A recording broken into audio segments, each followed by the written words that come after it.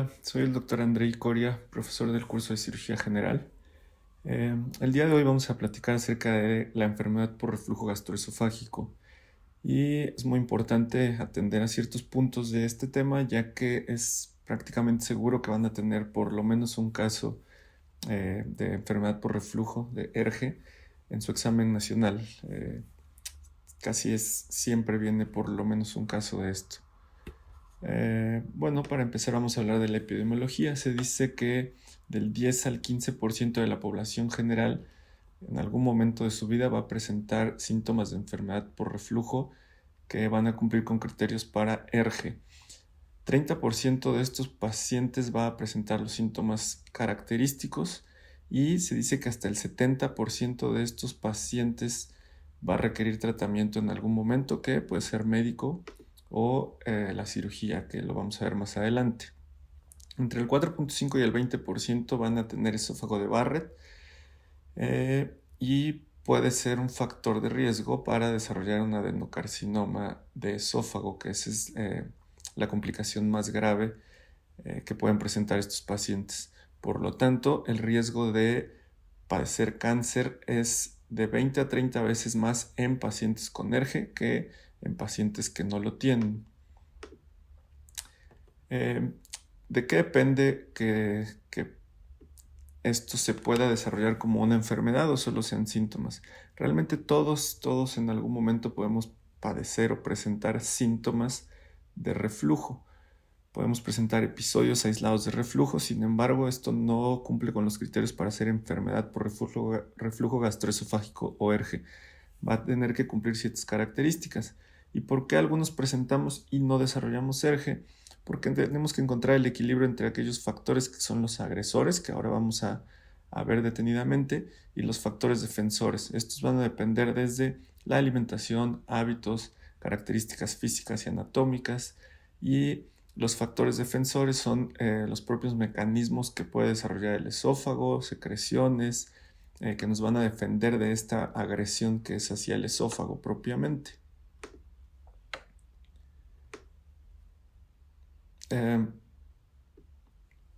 ¿Cuáles son los factores antirreflujo? Estos factores que nos protegen. Tenemos un esfínter esofágico que se encuentra en la unión, el esfínter esofágico inferior, que se encuentra en la unión gastroesofágica, que realmente es un mecanismo bastante complejo fisiológico y que posteriormente, cuando tenemos que hacer una cirugía de este tipo, es difícil de imitar. Primero tenemos que tiene una presión basal entre 10 y 25 milímetros de mercurio. Cuando la presión está por debajo de esto, empiezan a fallar los mecanismos antirreflujo, y eso lo vemos en los estudios que nosotros realizamos en el protocolo. Existe una compresión propia del esfínter esofágico inferior que está dada por el diafragma o pinzamiento diafragmático, como nosotros le llamamos, que esto es anatómico. La longitud del esfínter esofágico inferior intraabdominal debe ser por lo menos de 2 centímetros. Menos de esto realmente puede fallar en cumplir su función. El ángulo de His, que es este complejo mecanismo anatómico y fisiológico que se desarrolla en esa parte de la unión gastroesofágica y está dado por las fibras circulares y longitudinales del estómago, de sus capas musculares, está dado en conjunto con el pinzamiento diafragmático, con la forma en la que se genera esta unión gastroesofágica. Es bastante complejo. Cuando este ángulo no cumple con estos mecanismos propios, también puede llegar a fallar, y ahí es donde el desarrollo de la hernia hiatal, que también hablaremos, empieza a haber este deslizamiento. Existen otros mecanismos muy básicos como el aclaramiento esofágico, y esto es cuando nosotros presentamos un episodio de reflujo. Por ejemplo, lo primero que pasa es que empezamos a salivar más, y esto es una forma de aclarar o de limpiar el esófago. Y la neutralización de este mismo ácido que ascendió por el esófago se da por medio de mayor producción de saliva. ¿Cuáles son estos mecanismos agresores que son ajenos? La alimentación. El chocolate es bien sabido que es un alimento que va a favorecer la disminución de la presión del esfínter esofágico inferior, lo mismo que la alimentación rica en grasas, el alcohol, el tabaco, ciertos nitratos que se usan en conservadores o la combinación de estos. Tenemos factores que son propios hormonales como la colecistocinina. Vemos que después de una comida rica en grasas hay mayor producción de colecistoquinina y por lo tanto hay una disminución de la presión del esfínter esofágico inferior que va a favorecer el reflujo. Por ejemplo, en el embarazo, donde hay un aumento en la producción de progesterona, se sabe ya que fisiológicamente hay mayor presencia de reflujo en estas mujeres por los niveles tan elevados de progesterona que favorecen la dilatación de este esfínter. Y uno de los más conocidos y más estudiados es la hernia hiatal, que esto es algo completamente anatómico. La hernia hiatal, les decía, se forma justo en este pinzamiento diafragmático. El esófago debería pasar a través del hiato como un nudo de corbata, siempre les menciono yo. Debe ser justo, no debe ser apretado, pero tampoco flojo. Entonces, cuando este hiato se encuentra abierto, vamos a encontrar que hay diferentes tipos, diferentes formas en las que el estómago o esta unión se puede herniar. La primera y la más común es cuando se desliza únicamente la unión y asciende por deslizamiento. Ahora lo vamos a desarrollar. El tipo 2 es cuando el estómago se mete a un lado del esófago y por eso se llaman paraesofágicas. La tipo 3 es cuando es el conjunto de las dos y la tipo 4 es cuando ya existe compromiso de algún órgano además del estómago. La tipo 1 deslizante es la más común, la vamos a encontrar hasta en el 95% de los casos. La paraesofágica va a ser de las más sintomáticas. Curiosamente, no depende, el grado de sintomatología no es proporcional al tamaño de la hernia. Y lo vemos en la tipo 3, en la tipo 2 y en la tipo 3, donde puede ser que tenga medio estómago metido en el tórax y el paciente muchas veces no se ha dado cuenta. Y este tipo de pacientes a veces son referidos a nosotros por el neumólogo, por el internista, porque en alguno de sus estudios se encontró como hallazgo que el estómago estaba casi en su totalidad en el tórax. La tipo 4 compleja muchas veces debutan con una oclusión intestinal alta, que es a causa de que se metió ahí parte del intestino delgado muy cerca del ángulo de la safija. A veces está metido el colon, a veces está metido el vaso, incluso parte del hígado pueden estar metidos ahí. La causa de la hernia hiatal realmente no es tan bien conocida. Sí sabemos que hay debilidad de las fibras que conforman el hiato ahí en el diafragma, que puede ser con un componente genético o hereditario. Hay pacientes que tienen debilidad de algunos tipos de colágeno y tienden a hacer hernias, que ahora se conoce como herniosis en general, y esto también va a ocasionar debilidad en estas fibras del hiato. Y bueno, el tratamiento inicialmente debe ser tratamiento médico. Algunos van a terminar en tratamiento quirúrgico, casi la mitad, pero hay que seguir un protocolo y hay que seguir pasos que ya están estandarizados para saber quiénes son candidatos a cirugía o quiénes no. Ahora, la hernia hiatal no se va a reparar de otra forma que no sea de forma quirúrgica. Lo que vamos a diferenciar aquí es que pacientes presentan sintomatología que los haga candidatos a esta reparación y algunos otros podrán vivir con su hernia para toda la vida si no está ocasionando alguna de las complicaciones o una sintomatología importante. Sabemos que ahora, independientemente del tamaño de la hernia, el abordaje es preferible laparoscópico. Hasta hace algunos años había abordaje abierto, abordaje laparoscópico, y el abordaje abierto podía ser abdominal, torácico, ambos, dependiendo de dónde se encontraba la hernia, del tipo de hernia, pero ahora todo realmente lo podemos hacer por un abordaje laparoscópico abdominal, les podría decir que en el 90% y en algunos casos apoyado por videotoracoscopía. En algunos casos donde el estómago está herniado casi en su totalidad, en las paraesofágicas, en las tipo 2 o en las tipo 3 donde es compuesta, podemos encontrar una de las pocas complicaciones que realmente se convierten en una urgencia en una hernia hiatal. Y esto es el vólvulo gástrico y se va a manifestar o se va a presentar clínicamente con la tríada de Borchardt. Esto es dolor con distensión abdominal y el dolor es irradiado retroesternal o torácico. Es un dolor muy importante de inicio súbito y que no desaparece. Hay arcadas con vómito y el vómito es inmediato, posterior a la ingesta incluso de líquidos, y la imposibilidad para colocar una sonda nasogástrica. Están intenta y la sonda nunca avanza. De hecho, existe el riesgo incluso de perforación, y esto es porque el estómago está torcido completamente y no hay paso de la sonda. Esto probablemente sea la única indicación de una cirugía de urgencia por una hernia tal.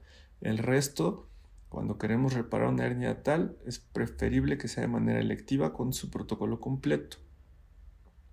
¿Cuál es el cuadro clínico de ELERGE, la enfermedad por reflujo gastroesofágico propiamente? La mayoría de los pacientes van a hablar de pirosis. Algunos de ellos pirosis más regurgitación o regurgitación por sí sola, porque son síntomas que empiezan incipientes y algunos pacientes empiezan a normalizar este tipo de sintomatología. Bueno, es que cené pesado y entonces en la noche tuve un poquito de regurgitación, pero eso me pasa cuando ceno pesado.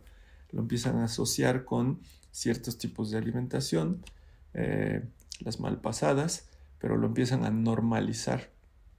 Son los síntomas más típicos.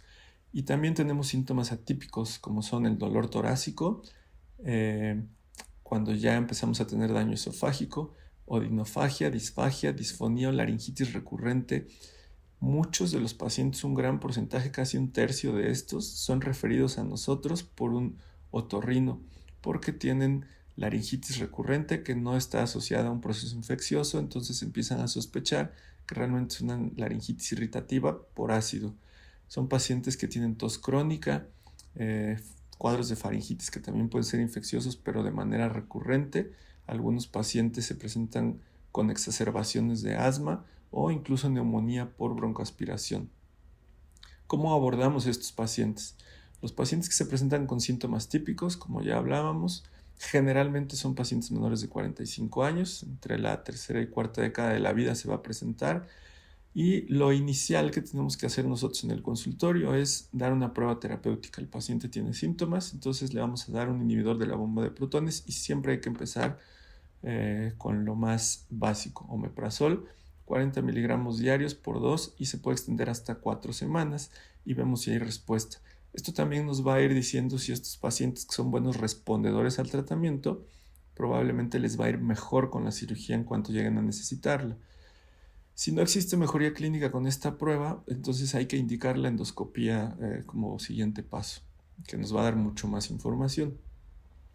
Los pacientes que ya se presentan al consultorio con síntomas atípicos, que van a ser principalmente este grupo mayores de 45, tenemos que hacerles una endoscopía de inicio. Vamos a ver cómo está el esófago, vamos a ver cómo están algunos de los mecanismos, se pueden ver por endoscopía y posteriormente con los estudios complementarios. Si la endoscopía ya nos da datos de esofagitis, tenemos que clasificar el grado de esofagitis o, en su defecto, si ya existe alguna complicación agregada como una estenosis por cicatriz, esófago de Barrett o incluso ya datos de cáncer. Hay que tomar biopsia siempre que hay lesiones en el esófago. Si la endoscopía no nos da datos indirectos de reflujo, entonces empezamos el tratamiento, pero habrá que indicarle a pH por impedancia o la manometría de alta resolución o ambas, que ahora lo vamos a platicar. Esta es prácticamente pregunta de el ENARM. ¿Cuál es el gold estándar diagnóstico para ERGE? Es la pH o impedancia de 24 horas. Esto es muy parecido al Holter. Si ustedes han visto el aparatito del Holter, se le da al paciente, se tiene que colocar una sonda muy delgadita, pero es una sonda nasogástrica que está lleno de... son canales de bioimpedancia que en realidad son algunos sensores ahí que van a ir midiendo la cantidad de ácido, el tiempo, hasta qué altura, los episodios. Y el paciente tendrá que ir marcando ahí en este aparatito que ustedes pueden ver cuándo siente síntomas, cuándo está comiendo, si está en bipedestación, si está acostado durante la noche. Y entonces lo que nos va a hacer la bioimpedancia de la pH es darnos un índice si los síntomas que el paciente tiene se correlacionan con la presencia de ácido en el esófago, y nos va a ir dando un puntaje que es un poco complejo, pero al final este puntaje o índice de Demister nos va a poder indicar si sus síntomas están asociados a reflujo ácido. Este paciente se va a diagnosticar como un paciente con ERGE. Algunas veces hay pacientes que tienen una sintomatología importante, pero no se relaciona con la presencia real de ácido. Entonces, aquí el abordaje va a ser muy distinto. Por eso este es el gold estándar, porque aquí no se le puede engañar. Aquí va midiendo y uno va a presionar cuando siente los síntomas y va a ver si realmente se correlacionan. Si el puntaje de Mister es mayor de 14.75 por arriba del percentil 95, entonces se considera positivo y ese paciente ya hay que ir pensando qué tipo de tratamiento le va a tocar para su ERGE. El otro estudio complementario es la manometría esofágica de alta resolución y este es importante antes de planear una cirugía porque nos va a decir el estado del esófago. ¿Qué es lo que mide? Al paciente igual se le pone una sonda oro gástrica que también tiene múltiples sensores y ahora la de alta resolución tiene muchos más. Y entonces nos va a medir desde el esfínter esofágico superior, el movimiento del esófago, si tiene ondas peristálticas primarias, secundarias y terciarismos, y nos va a decir la efectividad de estas ondas, en qué porcentaje, sin pasar ningún tipo de alimento, y luego se les dan tragos de líquidos y sólidos, y entonces va a medir la capacidad del esófago de defenderse de estas agresiones ácidas. Mide la presión del esfínter esofágico inferior, la importancia que ya hablábamos de eso, y también nos puede dar datos de que este paciente tiene o no, todo para que favorezca a la enfermedad por reflujo gastroesofágico, y esto nos va a ayudar en la toma de decisiones de si este paciente se debe operar o no. ¿Cómo empezamos el tratamiento? Bueno, primero tenemos que controlar los síntomas. La realidad es que una de las cosas que más aqueja a los pacientes con ERGE es la calidad de vida. Empiezan a tener una disminución de la calidad de vida porque entonces ya no pueden comer nada sin que presenten síntomas. Tenemos que controlar esos síntomas, tenemos que favorecer la cicatrización del esófago en el caso de que ya existan lesiones y por lo tanto prevenir el desarrollo de complicaciones como el esófago de Barrett o incluso las lesiones precancerosas. Lo vamos a empezar con un inhibidor de la bomba de protones. Tenemos que ser muy enfáticos en esto con el paciente. Hay que hacer cambios en el estilo de vida para que pueda funcionar el tratamiento. Tratar de elevar la cabeza al dormir. El decúbito supino va a favorecer el reflujo porque sus mecanismos no están al 100%. No consumir alimentos antes de acostarse, por lo menos una hora antes de acostarse ya no consumir alimentos. Es mejor que dividan su comida, nosotros llamamos en quintos, es mejor que tengan 5 comidas al día, pero en pequeñas porciones, a que tengan 2 o 3 comidas abundantes. Hay que evitar alimentos muy condimentados de los que ya sabemos que favorecen al reflujo. El vino, el chocolate, el café, grasas. Y el paciente tendrá que identificar cuáles son los alimentos que a él le favorecen el reflujo. La pérdida de peso es algo en lo que trabajamos muchísimo porque la grasa visceral, el aumento de peso y la grasa periférica en el abdomen van a aumentar la presión intraabdominal y eso va a terminar venciendo la presión del esfínter esofágico inferior y de los otros mecanismos como el ángulo de His y el pinzamiento diafragmático. Ahora sabemos que el cese del tabaco y el alcohol por sí solo no va a mejorar los síntomas, pero lo que sí sabemos también es que el consumo de estos sí va a empeorar los síntomas, entonces sí tiene beneficios de forma indirecta. En el tratamiento médico, ¿qué es lo que hacemos? Inicialmente dar altas dosis, y por altas me refiero a 40 miligramos porque también se ha visto que dar más de esto, dar más de 40 miligramos al día de omeprazol tampoco hace ninguna diferencia. En sangrado de tubo digestivo es otro asunto donde sí se pueden dar dosis más altas, pero aquí no tiene ningún sentido. Empezamos con omeprazol, 40 miligramos al día, por 2 a 4 semanas, como ya lo decíamos, y revaloramos. Como va a reducir la producción del ácido hasta un 80 o 90%, esperaríamos que los síntomas mejoren, ya no hay ácido que ascienda por el esófago. Nos va a permitir que cicatrice la esofagitis leve como un grado A o un grado B hasta en un 50% de los síntomas. Pero ya sabemos que algunos pacientes al dejar el tratamiento van a recurrir con los síntomas. Entonces, tenemos que ser muy claros con los pacientes. Sí vamos a mejorar, pero esto no va a curar por completo el ERGE, porque cuando dejan el tratamiento vuelven a presentar síntomas. 8 semanas, en 6 meses más de la mitad va a presentar síntomas nuevamente. sí responden al tratamiento, y lo que les comentaba anteriormente, pacientes respondedores al tratamiento médico son pacientes que van a ser buenos candidatos a cirugía porque se ha visto que tienen mejoría importante después de la cirugía los que respondieron al tratamiento médico, y aquellos que no respondieron al tratamiento médico no van a tener una mejoría por completo de los síntomas aún con cirugía. Esto es bastante difícil de hacer entender a los pacientes. Hasta la mitad de los pacientes van a requerir tratamiento quirúrgico en algún momento de la vida. Cuando ya tenemos metaplasia o ya hay esófago de Barrett, ya está muy claro que el tratamiento médico por sí solo no va a ser suficiente para que exista una regresión. Entonces estos pacientes de inmediato son candidatos a tratamiento quirúrgico si queremos evitar que esto progrese. También existe la presencia del reflujo alcalino, y esto la pachymetría también nos va a indicar. Esto es diferente, es un poco más difícil de tratar.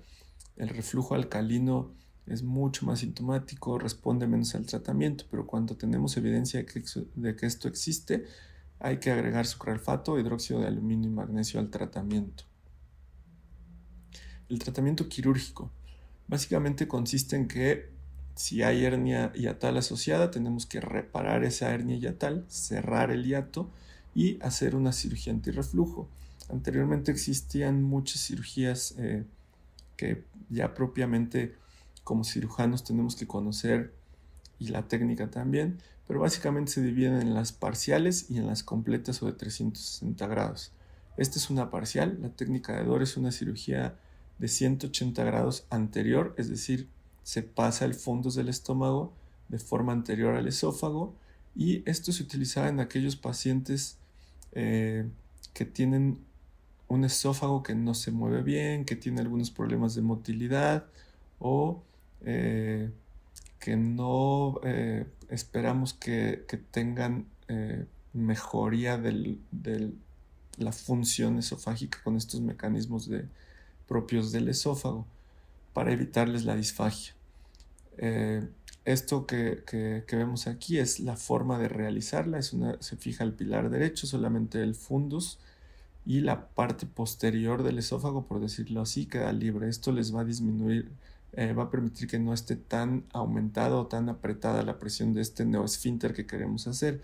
Pero la realidad es que actualmente lo que hacemos, y la indicación, es hacer una cirugía de 360 grados, como es la funduplicatura de tipo Nissen, y se ha visto que incluso en esófagos que tienen una motilidad disminuida, si nosotros la hacemos bien y la dejamos bien calibrada, no apretada, les va a ir igual de bien a los pacientes que con una parcial, o incluso mejor, porque esta es la que tiene los mejores resultados en cuanto a la disminución de síntomas de reflujo.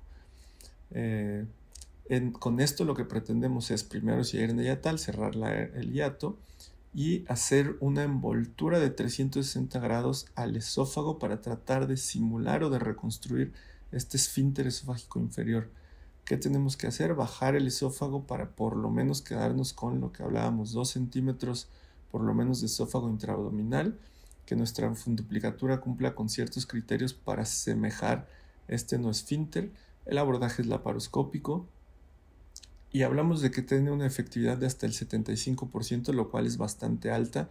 Solamente el 25% de estos pacientes, a pesar de mejorar los síntomas, puede que continúen con exposición al ácido, pero es una tasa bastante alta de mejoría para los pacientes. La cirugía antirreflujo alivia los síntomas hasta en un 90%, aunque ahora, ojo, se habla de que esta cirugía tiene un tiempo de vida, y ahora los pacientes cuando llegan con nosotros al consultorio lo preguntan: oiga, doctor, pero me dijeron que esta cirugía solo dura 10 años. Hay metaanálisis que hablan de que puede llegar a durar 15 años, 17 años en algunos casos, y no significa que la cirugía se deshace o se desbarata. Una cirugía bien hecha está para siempre. Lo que sabemos es que después de 10 a 15 años pueden volver a presentar síntomas, e incluso no solo síntomas, sino propiamente esta exposición al ácido dentro del esófago, porque se van venciendo estos mecanismos. Son pacientes que sabemos que tienen un hiato enfermo, un esfínter esofágico inferior enfermo, entonces sí va a vencer después de 10 a 15 años. Lo que yo les digo en el consultorio es, son 10 a 15 años que les vamos a quitar de posibles complicaciones. Es decir, Si vas a tener esófago de Barrett a los 45, a los 50, y lo vas a tener a los 65, 70, pues prácticamente estamos quitando el riesgo, disminuyendo de manera importante de que pueda avanzar o progresar a un cáncer esofágico. Y probablemente en ese tiempo tenga que iniciar tratamiento médico otra vez y empezar la escalerita de este protocolo, pero estamos reduciendo la posibilidad de que presente estas complicaciones en una etapa más temprana. Esto es lo más importante del tema de enfermedad por reflujo gastroesofágico. Espero que se queden con lo más importante. De esto nos hablan las guías de práctica clínica y seguramente van a enfrentarse con un caso donde aquí tienen los puntos clave para poder resolverlo.